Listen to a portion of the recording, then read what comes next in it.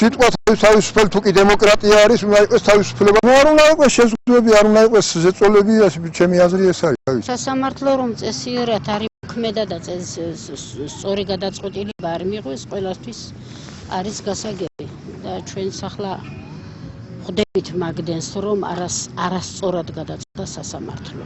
თავათი მიზნები აქვს ალბათ მის აღწევი, რასაც თვითონ ფიქრობენ და ივანიშვილი რო არავითარ შემთხვევაში სწორ გადაწყვეტილებას არ ღებულობს. არც ერთ წელიწადში და ყველა ხალხი რომ ასე მოატყუა და არავითარ შემთხვევაში თავისი ნათქვამები არ აასრულა, ეს ყველასთვის ცხადია და ყველასთვის არის ცნობილი. მედია საშუალება რა უნდა მოვიდეს, მედია საშუალება არ არის ეს ყველაფერი კარგი, რომ ხურავენ და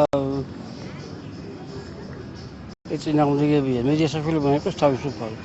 ეგ რუსთავი იქნება თუ სხვა იქნება, თავისუფალი უნდა იყოს. დემოკრატიული ქვეყანაა და დემოკრატიულად უნდა არსებობდეს მედიაც და ყველაფერი.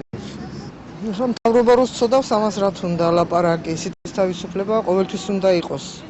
აბა რისთვის იბრძოდა ხალხი, რისთვის შეეწირა თავისუფლებისთვის, არა?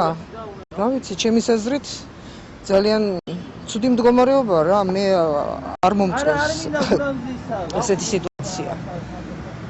რა ვიცი, ხალხმა უნდა გამოვიდეს და თქვა თავის აზრი, ყველამ აბსოლუტურად. თუ კი ვინმე არსებობს.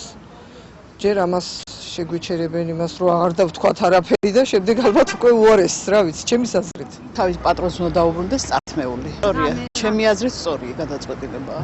არავითარი ხელისუფლების ინტერესი არ არის. მეწილეების ინტერესია, რომელსაც ჰქონდა წართმეული ცხოვრება და დაუბრუნდა.